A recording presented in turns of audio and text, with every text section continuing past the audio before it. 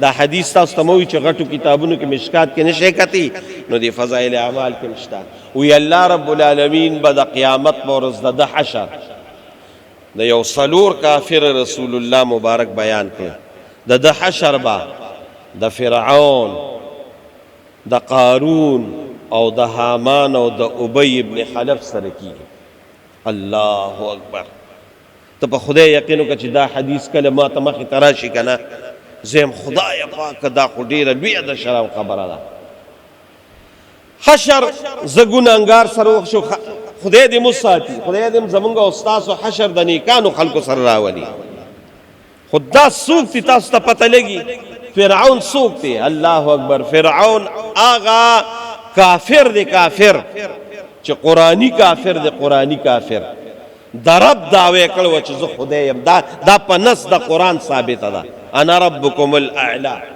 موسی علیہ السلام پورې به ټوکی کولی الله رونی و او په دریاب لوک او بیا وی په دریاب دنده سينو لوکم د قیامت درځي پورې د خلکو د پاره د عبرت یو نشان ګرځوم نو الله رب العالمین څه چلو کا وجودي ولا محبوس کو ننم لاړ شي د مصر په عجایب ګر کې دغه خبيث پروت دی رسول الله مبارک وی موز د قضا کا د فرعون په صف کې ولاړ د رسول الله مبارک وی فرعون واپس پریدا قارون قرآنی کافر د قرآنی کافر او قرآن شریف کی پورا واقعہ دا الله ولا مال ور کړو او مال ولا داسې الله نو ور کړی خیر دا غو ساغه تفصیل کې زنظم چې څومره خزانه ولا الله ور کړی وي موسی علیہ السلام وته دا الله په لار کې ور کوي نو ور کوم الله ويمارون فخسفنا به ويقال فخسفنا به وبداره الارض فما كان له من فئه ينصرونه من دون الله وما كان من المنتصرين زمکه وشلیدا قارون پکې وردن نشو او د پاسه خزانی ولا پسر کی خودي او پزمکه کې روان دي او رسول الله مبارک وي چې ننم پزمکه کې لګیا دي تاویږي او پسر خزانه پرته ده الله د دنیا د پاره د عبرت یو نشانو ګرځو کم سړی مزدکی رسول الله مبارک وي حشر به د قارون سړی د قارون سره به حشر حامان سوکتی قرآنی کافر دی یو ناشولت وشتا ځان له یو بلډینګ جوړ کړو نو چاوتی دا بلډینګ دې سره جوړ کړی دی وای اطلعوا الى اله موسی وی دی بلډینګ تخیجم او د موسی علیہ السلام خدای سره ملاویږي خدای ولاغه بلډینګ هم تبا کو غم الله تبا کو داغه په حشر کې به د قیامت پر ورځ ولاړی چا موږ قضا کړ او دا ټول په یوځه خطرناک دي سپیدي خبيسان دي او رسول الله مبارک یو بل په اخره کې یاد کړ وی د حشر به د ابی ابن خلف سری ابی ابن خلف سوکته ابی ابن خلف آغا ظالم آغا منحوس آغا بیکار انسان دی چې په مخ د کائنات کې څوک د پیغمبر د لاس نمري او نه پیغمبر وجل کوي واحد یو انسان دی چې دا د پیغمبر د لاس الله مردار کړی دی او د پیغمبر د لاس د جناب محمد رسول الله صلی الله علیه وسلم د لاس ابی ابن خلف په بدر کې په کتاب المغازی کې او د قشان په بخاری مبارک کې پورا بیان دی چې الله رب العالمین رونی و نو د رسول الله مبارک په یو چمکه و او د بوي وې داغه چمکه دومره درد دی چې د الله په ذات مې قسمی کو د مکی او د مدینی منورې غرونه را باندې کې دي دومره درد نشته څومره چې د رسول الله مبارک دغه چمکه دی او رسول الله مبارک وی الله په دنیا کې ذلیل کو په آخرت کې منزلېږي زما د خبره مقصد دا دی چې رسول الله مبارک فرمایل چې د حشر به د فرعون د حامان د قارون او د ابی ابن خلف په سر کې چې قصدن عمدن مصدق بس اوس خبره کوه بس لږ سوچ کې خبره راوله چې دا څومره خطرناکه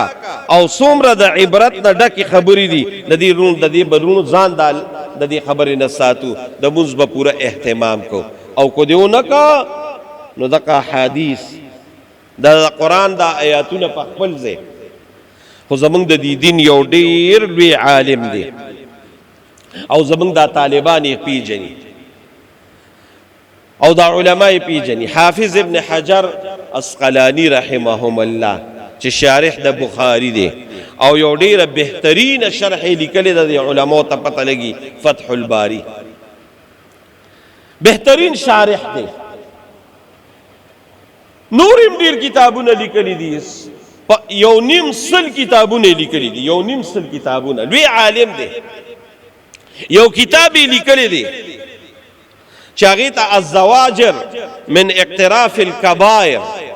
دا دغه کتاب نوم دی. په هغې کتاب کې هغه مختلف قسمه مجرمان ذکر کړي دي چې د قیامت په ورځ به ورسره الله څه چل کوي. په هغې مجرمانو کې یو مجرم به داسې وي چې دی انسان لبا الله رب العالمین 15 قسم عذاب ورکوي، او دا 15 قسم عذاب به له په څه باندې ورکوي؟ دا په مونځ په پرېښودو باندې 15 قسم عذاب. لږ یې واورئ، دا د دې دپاره ویم چې لومبي یې زه اهتمام کوم. زما ګورې د خبرو مقصد به لومبي دا وي چې زه د دقې اعمالو اول په خپله اهتمام وکړم. بیا مې دا مقصد دی چې تاسو زمونږ وروڼه یې، ستاسو مونږ سره محبت دی، ستاسو مونږ سره مینه ده. په دقې وجه راته ویم، او په درېیم مې وجه دا وي چې چا دا خبره واورېده او یو قسم په دې باندې عمل وکړه، دنیا به هم الله خشته کړي او آخرت به هم خشته کړي. په دقې وجه باندې راته ویم. نو 15 قسم عذابونه به وله الله ورکړي. ما ته ګورئ، موږ ته 3 سختې مرحلې را روانې دي. 4 یو مرحله دی دنیا کې ده،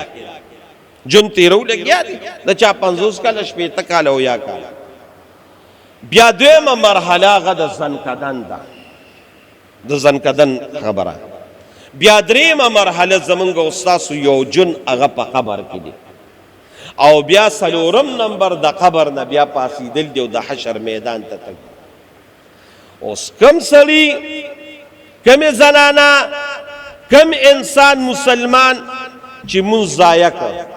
مونځ یې ونه کړ، د مونځ یې په صحیح طریقه باندې ونه کړ، دا 15 قسم عذابونه چې په دې 4 موقعو باندې به میلاویږي، 6 په دنیا کې، 3 په زنکدن کې، 3 په قبر کې، 3 د قبر نه پاسېدلو کې، دا به انسان ته میلاویږي. د دقې عذابونو راته د دې وجې بیان کوم چې لومبې پې زه په خپله عمل وکړم چې د دې غټې ګناه نه ځان ساتم، او دویم نمبر پې تاسو عمل وکړئ چې د دې کوتاهۍ نه، د مونځ د دې پرېښودو نه موږ او تاسو الله بچ کړي. نو چې بچ شو فقد فاز فوزا عظیما، دا کامیاب دی. زما عزتمندو لومبي چې دنیا کې موږ او تاسو له د مونځ نه کولو په وجه باندې کم عذابونه راکوي، وویرئ چې الله رب العالمین به زمونږ او ستاسو رزق تنګ کړي. د رزق تنګي به را باندې راشي، د رزق نه به الله برکت اوچت کړي. الله اکبر. برکت څه شی دی؟ دا خو ډېره لویه موضوع ده،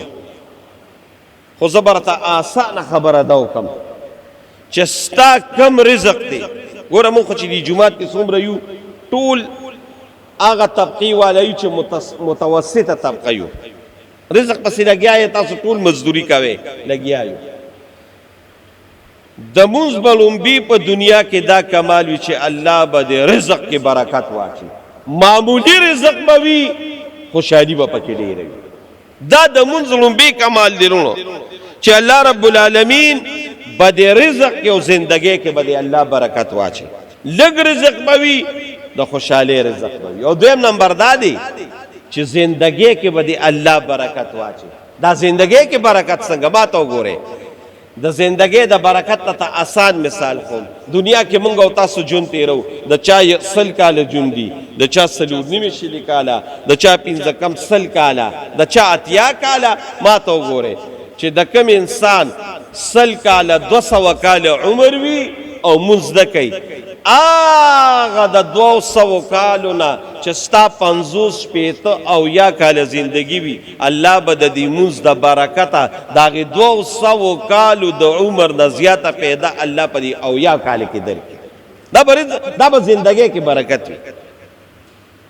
نو د مونځ لومبي په دنیا کې کمال دا دی چې ستا په زندګۍ کې او په رزق کې به د الله هغه برکت واچي چې ستا په سوچ او تصور کې بم دي. ما ته وګورئ دا خبرې د خولي دي، دا خبرې د خولي دي، خو خیر دی تاسو په ټرای وکړئ، تاسو په یو کوشش وکړئ چې کم سړی مونځ کوي والله العظیم کو دته د رزق مسلې راشي، فراخ رزق به الله رب العالمین درکړي. نو د مونځ دنیا کې لومبي کمال دا دی چې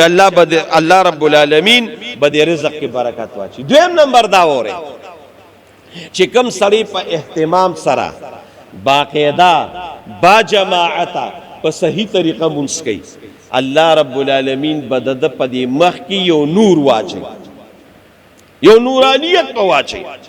او دا حقیقت دی، دا حقیقت دی چې کم سړی مونږ گزار دی په صحیح طریقه مونږ کوي، د په مخ کې به قدرتی طور یو رڼا پرته وي. او کم سړی مونږ نه کوي د مخ په ډیر زیات ښکلي وي، د وجود به ډیر زیات ښکلي وي، خو والله العظیم د مخ او د وجود هغه نورانیت پته لو بس. دا خو د ظاهر خبرې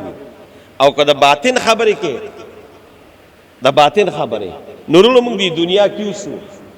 او دنیا کې ژوند تیرو، خو د دنیا د دې ژوند د دې نورانیت په دا مقصد وي چې د الله رب العالمین په جناب کې به ستا د مخ یو خپل رڼا وي چې په هغې قرآن شریف کې الله رب العالمین د هغې بیان کوي چې نورهم یسعى بین ایدیهم و بایمانهم. ستا د دې مخ نه به داسې نورانیت روان وي چې مخکې او وروسته ټول جهان به یې رڼا کړي. دا به د قیامت په ورځ الله رب العالمین کوي. نو د مونځ دویم نمبر په دنیا کې کمال دا دی چې د مخ ښایست به ډېر زیات وي، د مخ نورانیت به ډېر زیات وي. او زه بعضې وخت د علماو ته ګورم که نه، عالمان اکثر مونځونه کوي. مونځ څه ته وایي؟ مونځ خو ډېره لویه رستو خبره ده، تهجد گزار وي، مونځ په اهتمام سره کوي، د مونځ پوره په طریقه کوي.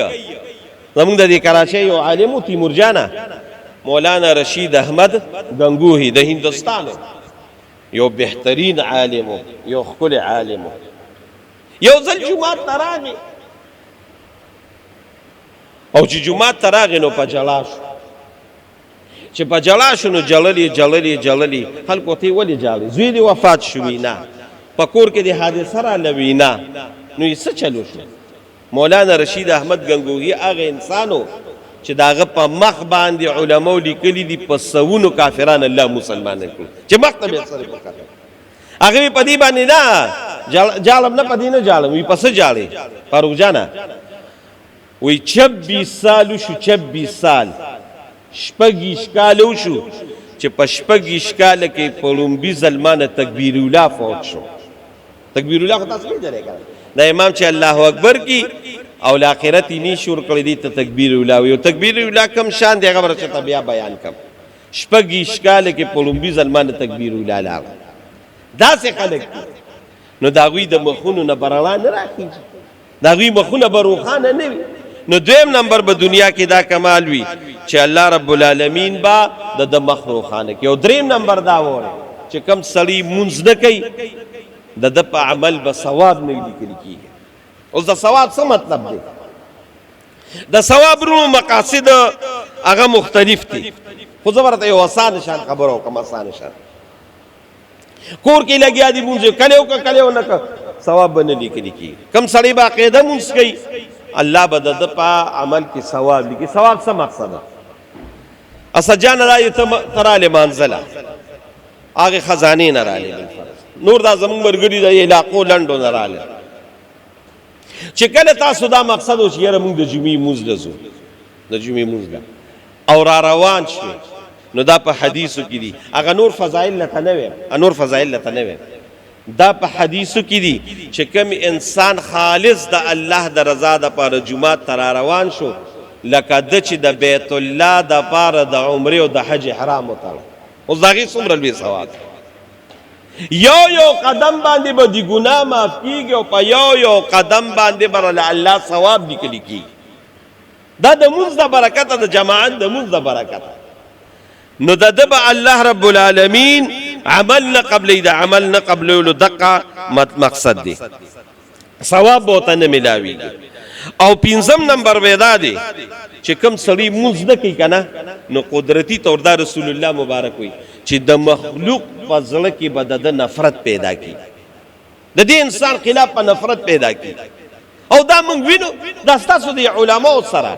او د نیکانو خلکو سره چې دا کوم خلک مزګزار دي دا مینه ولې ده دا محبت ولې دی دا د علم او د مز د برکت دی چې د ستاسو په دې زړونو کې الله دا محبت اچولي کم سړی مز نه کوي د مونږ اهتمام نه کوي د دې انسان په زړه کې الله رب العالمین دغه انسان خلاف نفرت واچي نو پنځم نمبر دا لویا دغه د شپږم نمبر دا چې دا علما نیکان صلحا دا د دې امت لپاره دعاګانې کوي د دې امت لپاره دعاګانې کوي نو کم سړی مونږ نه کوي الله رب العالمین به د دقه علماو د زړه دی خلکو ته دعاګانې نوزي نو چې دعاګانې نوزي نو زموږ کارونه نه سمېږي دا ولی د دې وجه دا ده چې زمونږه مونږ نشته نو د علماو د نیکانو خلکو د زړونو نه زمونږه محبت ہوتے دی نو زما عزتمند درونو دقه شپږ قسم عذابونه به الله موږ دنیا کې راکړي بیا چې انسان کله قبر ته لاړ شي او ځنکدن سخت شي نو چې کوم سړی مونځ نه کوي مونځ نو دله به الله د دقه مونځ د نه کولو په وجه ځنکدن په وخت کې درې عذاب ورکړي دا م یاد ساتئ ځنکدن ډېر زیات سخت دی زه خو بعضې وخت حدیث د قرآن آیاتونه د سلف واقعات په خپل ځای خو دا تیمور جان هم ناست او فاروق جان هم ناست دا علما دي دوی ته پته لګي رسول الله صلی الله علیه وسلم چې کله وفات کیږي نو د وفات په وخت کې یو خبره عایشه وي چې زه بار بار په زما په غوږ راځي چې خدای پاک اعلی ان لله سکرات الموت خدای پاک د مرګ د پاره ډیره سخت دی دا رسول الله مبارک وي اوس پر رسول الله مبارک سخت نه و دا تعلیم للامت موت آتا چې ځنکدن ګوره ډیر زیات سخت دی ځنکدن ډیر زیات سخت دی زه اکثر خبره کومه خیر دا یو تفصیلی خبره ده خو بهر کې تفاسیر کې راغلی ده وی موسی علیہ السلام هغه واقعه ته غونډه څه بخاری کې ده څه تفاسیر کې ده خو زه هغه ماخذ رو باسم چې موسی علیہ السلام خبر کې داسې په اسانه چې په ګل کې اتساق شته ده باقاعده په تفاسیر کې راځي بیا موسی علیہ السلام چې خوب کیولې ده وای چې تا نه ساغ شته څنګه ما ته وګوره دا د موسی علیہ السلام د خپل بیان دی الله پاک سخت نه وراوستي سخت نه الله ساتلو خو دومره د ځنکدن سختی دي لکه اسجانه دي لکه چې په ژوندونی د ساروینه سرمنو باز الله دې د ځنکدن د سخت نه وسات نو کم سړی موږ نه کوي د ځنکدن په وخت کې ډېر لوی سختی وي دته دا لومبه سختی دی دویم نمبر چې کله د ځنکدن په وخت کې بدی د لوګي په حالت کې مري دا رسول الله مبارک هغه وخت کې لوګه موږ شته نه خودی به دومره وږي چې دا جبه بروتی او دریم نمبر رسول الله مبارک وای چې د تند په حالت کې بمري ځنکدن وخت کې رسول الله مبارک وای کو د یو انسان خلی ته سمندرم را مخ کې کنه وای دا سمندر به تشي خو د لوګه او تند به ختم نشي کم سړی مونږ نه کوي رسول الله مبارک وای د ځنکدن سخته کې بدریم نمبر سختي چې تند به زیاته اوس وقفه دا ټول مراحل په موږ ټول را روان دي څوکم د مرګ نه بچ نه دي لو كانت الدنيا تدوم لواحد لكان رسول الله فيها مخلدا کو څوک په دنیا کې همیشه جمع دی پاتې کېده د دې د ټولو نه لوی اختیارمند او لوی هستی هغه جناب محمد رسول الله دن سخته باقاعده حدیثو کې راغلی ده نو درې سختې به د ځنکدن په وخت کې د مونځ نه کولو په وجه یو به ځنکدن سخت وي بل به لوګه وي او بل به تنده وي بیا وروڼو د ځنکدن او د دغه نه د مرګ نه پس بیا موږ انسان قبر له یوسو په قبر کې کیدو نو درې سخت بیا په قبر کې دي درې سخت بیا په قبر کې دي چې کم سړی مونږ نه کوي لومبه سخت خدا ده چې الله رب العالمین به پیدا قبر راتنګ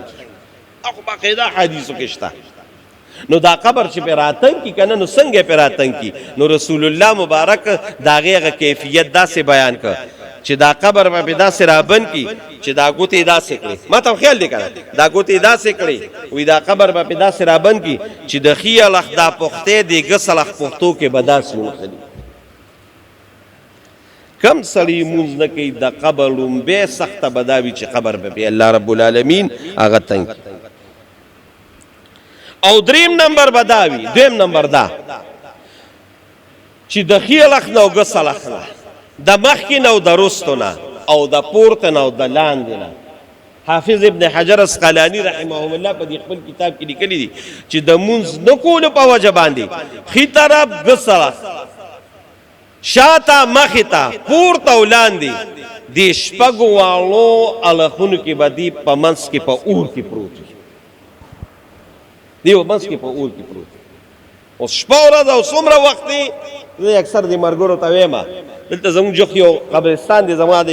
کندیدارو ته پته لګي او منځوالو ته پته لګي. خیاري بابا د خیاري بابا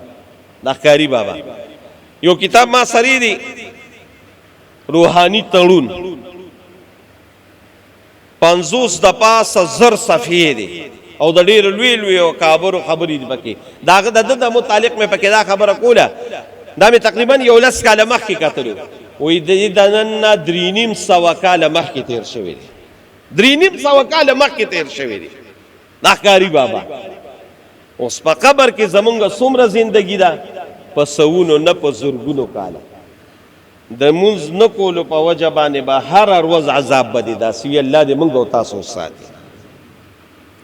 نو دا د قبر سختی شو. او بیا چې د قبر نه پاسو د قبر نه پاسو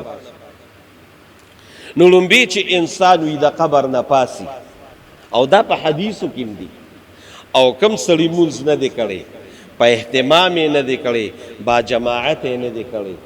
نو چې دی د مونږ د قبر نه پاسي کنه نو د بعض خلکو شکلونه هغه به د خرو الله جوړ کړي د بعض به د سپو الله جوړ کړي د بعض به د بزوګانو الله جوړ کړي. نو چې د قبر نه پاسي نو ته به انساني شکل باندې نه پاسي بلکې حیواني شکل باندې به الله پاسي. دا د مونږ د کولو په وجه باندې. دویم نمبر دا چې بیا د الله رب العالمین په دربار کې ودرېدل دي او الله رب العالمین ته مخامخ کېدل دي. نو بیا حساب او کتاب دی. نو حساب او کتاب ډېر زیات ګران دی. الله رب العالمین رسول الله صلی الله علیه و آله وسلم زه بعض وخت د رسول الله مبارک د دعاګانې ګورم او اورم او کوم نو رسول الله مبارک په بعض وخت په سجده کې دا دعا یاد کړو دا وایي دا موږ ته تعلیم لیل امت دی. بعض وخت رسول الله مبارک د سجدې په حالت کې بوي اللهم حاسبني حسابا يسيرا خدایا موږ سره آسان حساب کتاب موږ سره آسان حساب کتاب. عائشہ بی بی رسول الله صلی الله علیه وسلم تا فرمایي دی قرآن شریف کې مې آیات وکړه وای قاری سے فسوف يحاسب حسابا يسيرا وينقلب الى اهله مسرورا. دا حساب کتاب بسنګ آسان وي دا الله رسول دا خو ډیره ګرانه ده وې دا حساب او کتاب به الله رب العالمین انسان سره دا سانتي چې کم سړي مونږ کړي دي په صحیح طریقې کړي دي په اهتمام یې کړي دي وی الله رب العالمین به وی چې مونږ زموږ وی کته وی نور اعمال کو د کړي چې څومره کړي دي الله به وتی چې دا چې مونږ صحیح وروته ټول وته معاف الله به حساب کتاب او چې چاته حساب کتاب ګران شو ولکن منوق شله دا سړی هلاک او تباہ او برباد شو. نو دویم نمبر د حشر په میدان کې د مونږ نه کولو په وجه باندې با الله رب العالمین زموږ استاد حساب کتاب سره دا د مونږ نه کولو په وجه باندې. او دریم نمبر با الله رب العالمین فیصله به موشي حساب کتاب به موشي د قیامت څنګه ورځ ده الله رب العالمین ته داغي کیفیت معلومه خو چې دا ارسو شي کنه نو الله رب العالمین به د مونږ حساب کتاب شروع کوي مونږ یې کړی دی نه وروي غورځوي جهنم ته. نو حضرت شیخ صاحب حافظ ابن حجر اسقلانی د قرآن شریف دا آیت دې سره راوړه چې یاره یو سړی دي کلمې ویلې ده روجې نیولې دي حجونه یې کړي دي مونځ یې نه دی کړی نو هغه پسې زر د آیات راوړه چې ما سلککم فی سقر مسلمانان جنتیان دا چې دوزخ ته ورشي او دوزخیانو تپوس کی چې تاسو خو زمونږه ملګري وې زمونږه خپل خپلوان وې ما سلککم فی سقر دی جهنم ته سره ورسولې نو دا غوی جواب بلومبي قاری صاحب وایي او په تیزه وایه دا غوی جواب به څه وي قالوا لم نکو من المصلین مونږ به مونځ نه کوو مونږ به مونځ کې کوتاوالی کوو مونږ به مونځ په صحیح طریقه باندې نه کوو زما عزتمند ورونو دا 15 خبرې مې راته وکړې د دنیا د ژوند بیا قبر ته تک دی ځنکدن دی بیا قبر ته تک دی او بیا د قبر نه پاسېدل دي د دې 15 والو هیبتناکو مناظرونه د بچ کېدلو دپاره موږ له الله دی دنیا کې ډېر لږ ژوند راکړی دی ډېر لیمیټډ ژوند دی ډېر محدود دی 50 شپېته نهت او یا کاله او دا اوس کوم موجوده وخت دی که نه دا ګورې هېڅ وخت نه دی او یو کالونه څوک نه وړي راځئ چې د دې لږې زندګۍ نه فایده والو او په صحیح طریقه باندې مونځ وکړو په صحیح طریقه موږ خلک بعضې مونځونه هم کوي ګوره مونځ یو داسې شی دی زه بعضې وخت د قرآن شریف د آیت دی مانځه کې هم ویم چې الله په قرآن کې وایي قاري صاحب ان الصلاة تنهى عن الفحشاء والمنکر وی مونځ داسې شی دی چې دا به تا د فواحشو نه د منکراتو نه یعنی زه به دا ویم چې د ګناهونو نه به دې ساتي د جومات کې چې دا څومره دي الحمدلله مونځونه کوو موږ خو بیا هم ورځو په دروغو هم ورځو په دوکو هم ورځو په موبایل ګناهونه هم کوو نور هم ګناهونه کوو زه خو باقاعده مونځ هم کوم زه خو باقاعده جمیل هم راځم دا ولې زما عزتمند درونو د دې غټه وجه دا ده دا لږه واورئ دا په کلو غوږونه واورئ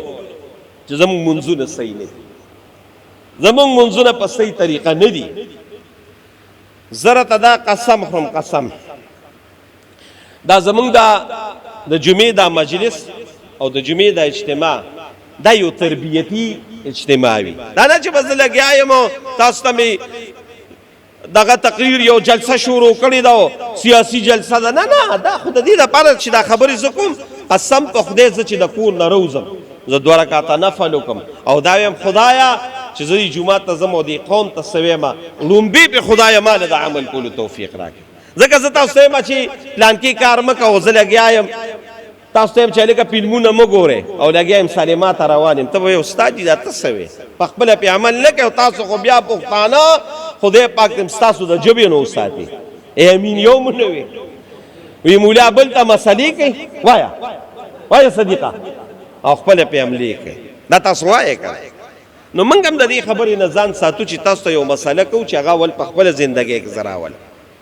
دروغ تا ته ویم چې مه وایه زه په خپله اول ویم چې دروغ نه ویم ښځو ته تا ته ویم مه ګوره چې زه اول په خپله ښځو ته نه ګورم علی هذا القیاس نو زما د خبرې مقصد دا چې دا خبره لومبي ما کې راشي بیا تاسو ته ویم نو زه قرآن شریف کې الله موږ ته یې چې تا د فاحشاتو نه تا د منکراتو نه تا د ګناهونو نه ساتي موږ ورځو په ګناهونو دا ولې زموږ منځونه صحیح نه دي درته د الله په ذات قسم زموږ منځونه بالکل صحیح نه دي لومبي زموږ اودس صحیح نه دی دویم نمبر مې زه اودس په صحیح طریقه وکړه بیا چې راشو جومات ته بیا هم الفاظ صحیح نه دي الفاظ صحیح نه دي ته په خدای یقین وکړه کو ماره ته د خپل جومات د بعضې کسانو الفاظ وي حق حیران بشي دا ټول زموږ کمزوري ده الفاظ هم صحیح نه دي الفاظ مې صحیح کړل بیا زموږ ارکان صحیح نه دي په څه طریقه باندې ماله مونځ پکار دی په کومه طریقه پکار دی بالکل د دې خبرو مونږ خیال نه ساتو لاسونه کوم داسې نیولي لاسونه کوم داسې نیولي دا خبرې نشته ته په مونځ سره په کومه طریقه به زه ودرېږم زما افعال به څنګه وي زما د وجود ارکان به څنګه وي دې نه مونږ نه یو خبر سجده او د رکوع هاډو راته وایم چې سجده په کومه طریقه کوو رکوع په کومه طریقه کوو قومه په کومه طریقه کوو جلسه په کومه طریقه کوو ته په خدای یقین وکړه چې دا مونځ دی داسې مونږ لوبې ټوکې جوړې کړې دي لوبې ټوکې جوړې کړې دي زه پس کومه طریقه باندې نو دغه مونځ رسول الله مبارک وي بس د اخري خبره په دې باندې دا کومه چې دغه مونځ الله دا رسول الله مبارک وي چې دا کله تا مونځ او په صحیح طریقه دی ونه کړ ارکان افعال داغي الفاظ دا دي صحیح نه وي وی دا په یو سقاط ټوکړه کې اون غلیستری شي دا رسول الله مبارک وي حدیث حواله دا علماء ناس دي او چې کله اون غستلی شي نو د دې سړي په دې مخې واپس ورول یو سوي وته دا الفاظ وره دا د حدیث او الفاظ دي وی الله دې دا سه غرق او تبا کله څنګه چې ما سره دا عمل وکړ اسمان ته دا موږ نه او چې خولي په خولي طریقه وي او دسته صحیح طریقو که جامع دي سوي زمونږ اثر تاسو ګورئ کنه راته په دغه وایي لکه د پیسو لحاظ ساتي درته دی وجه چې دا ګناه ده ګناه کبیره ده اکثر څنګه د مرګرو پنسي دا گیټو د لاندې وایا تیمور جانا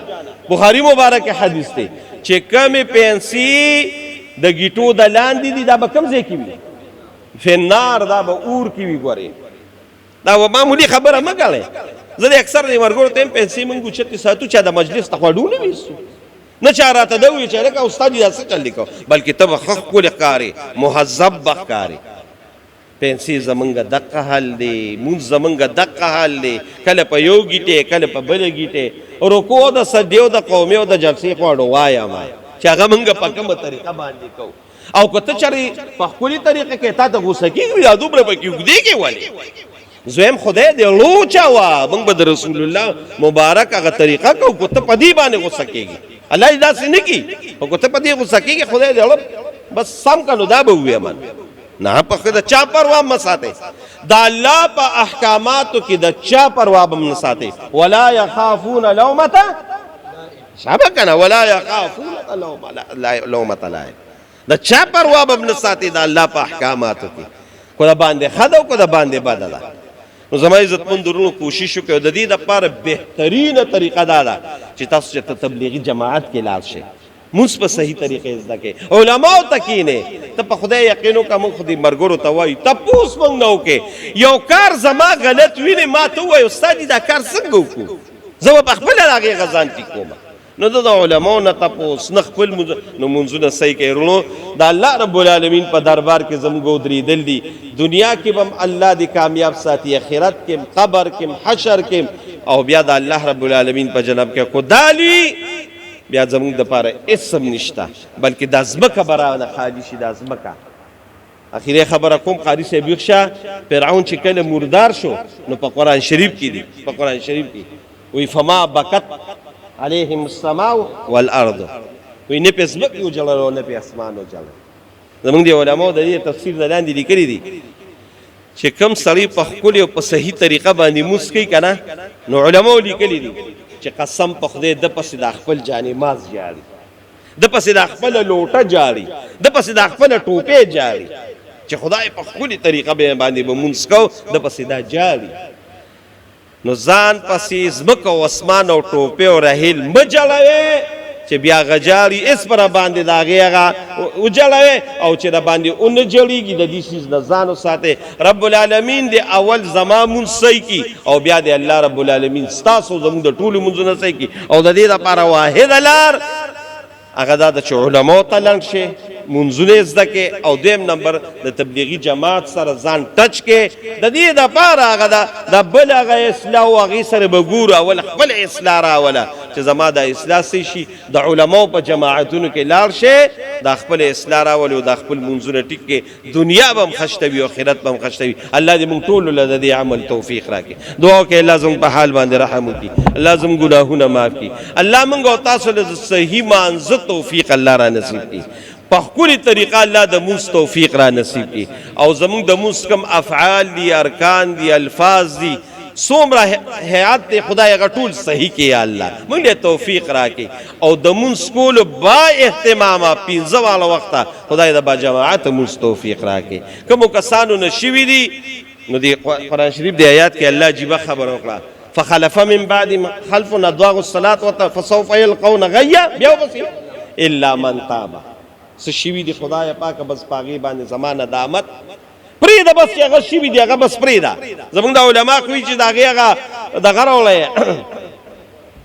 قضا راوړی خو قضا پرېږده بس د هغې نه پس په خدای پاکه زه بس لمونځ کوم نو الا من تاب وآمن وعمل صالحا فاولئک يدخلون الجنة ولا يظلمون شیئا الله وی بیا د جنت په ما باندې لازم دی چې توبه دې ویسته الله موږ له پوره د کاملې توبې توفیق راکړي او په صحیح طریقه د منځونو توفیق راکړي او هر عمل هم الله د خپل رضا لوی سبب وګرځي ګناهونو نه خدای وساتي د دواړو جهانو خیر هم نصیب کړي د دواړو جهانو شر هم الله رب العالمین محفوظ کړي څومره مردگان وفات دي الله دې د ټولو مغفرتونه نصیب کړي څومره بیماران دي الله دې ټولو له صحت او عافیت ورکړي زموږ د جمع بلکې د جمع مرګري د جمعې مرګري حاجی ګلزار صاحب د انجینیر لیاقت علي صاحب والد صاحب دغه بیمار د خپې ماته شوی دا او باقاعده زموږ د جمعه ته باقاعده راځي بیمار دی الله دې غلم صحت ورکړي نور څومره بیماران دي زموږ استادو ممکن دی وخت کې ماته نمونه نه الله ټولو له صحت ورکړي څوک د چا څه ظلم رادونه دي الله دې برابر کړي سی خواهشات دي الله دې برابر کړي جای احمد حلیم آباد ته